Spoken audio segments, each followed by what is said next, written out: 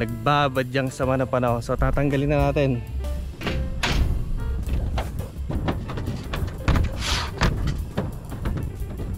Na siya guys, naikamada na namin dito sa loob. Konti lang naman siya, oh. Siyam na 200 watts.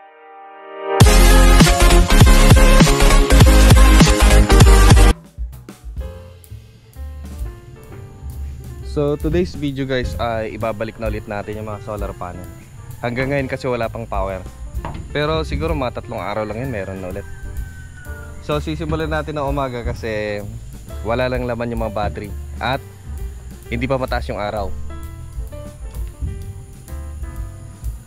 Pag hihintayin kasi natin yan na tumaas, mainit na. So saktong-sakto pag natapos natin, mga siguro alas 7 or alas 8, saktong-sakto lang na makakargahan yung battery natin. Ito yung pinang-charge ko kay EcoFlow na River 3. Tapos kay Thunderbox na maliit, yung light.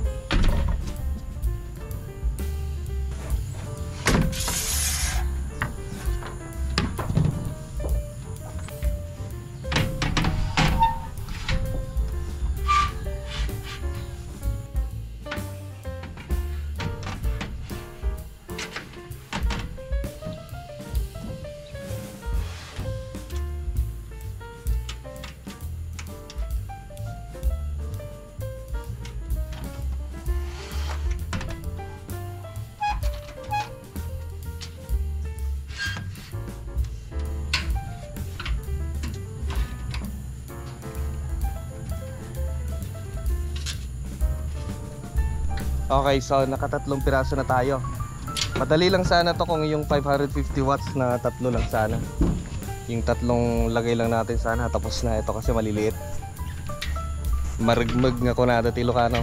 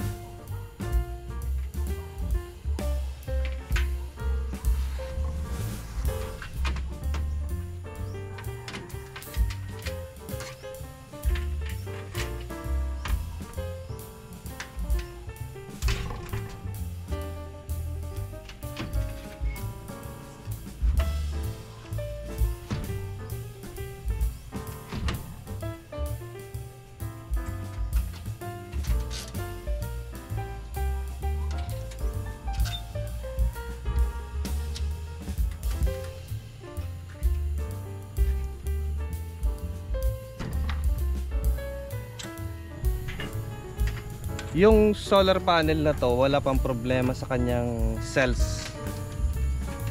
Okay na okay pa siya. Ang tanging napansin ko lang dito, malutong yung kanyang wire. Kaya dun sa kanyang cable gland, may crack. Papakita ko mamaya.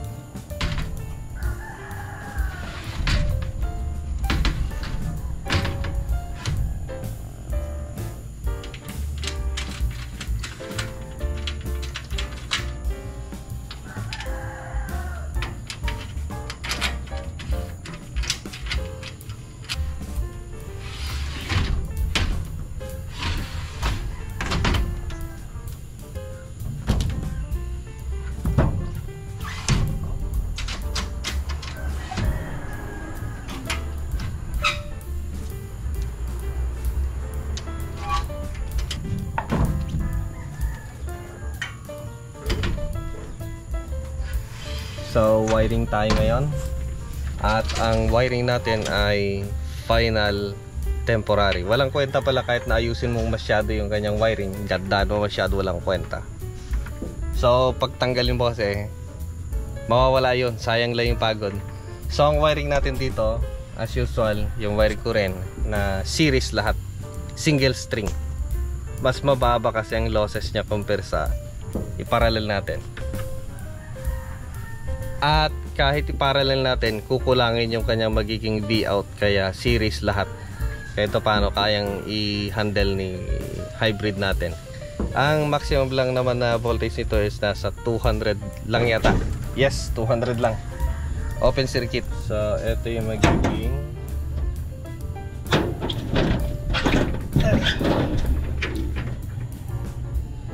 ano kaya ito? Lagyan natin ng globe para ano, hindi siya mahila. Ito tayong cable tie. Kaya natin mag-recycle. Ayan, pwede tayo mag-recycle.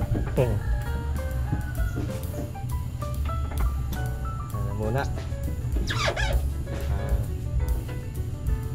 Labas. At kapag meron akong cable tie, pabalikan ko siya.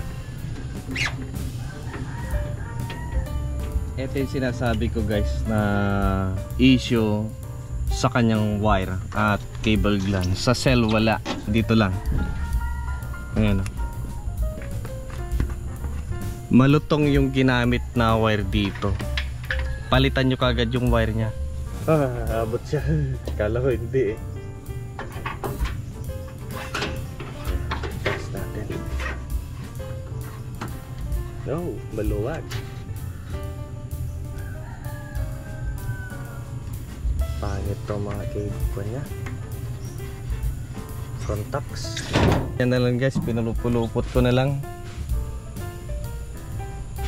Nakaka-disappoint kasi pag ano, tatanggalin mo nila, sayang tila yung pagod mong mag-wiring ng napakaayos.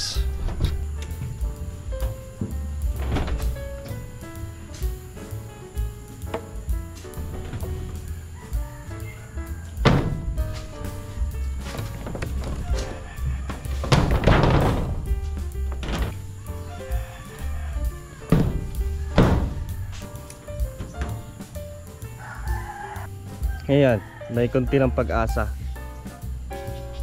So ayan, naka-install na yung solar panel para kay Bluetti. Ito naman yung kay EcoFlow.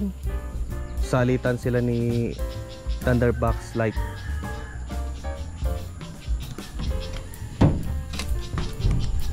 So tapos na naman ang panibagong pagsabak sa buhay ni Juan de la Salle. So eto guys, yung resulta ng ating installation kanina. Eto paano nakakapag-harvest na tayo. Ang time ay nasa 9:36. Harvest natin ay nasa 623. Ang papasok sa battery natin ay 7 amps. Okay na yan. At nagpapump kasi tayo ng tubig.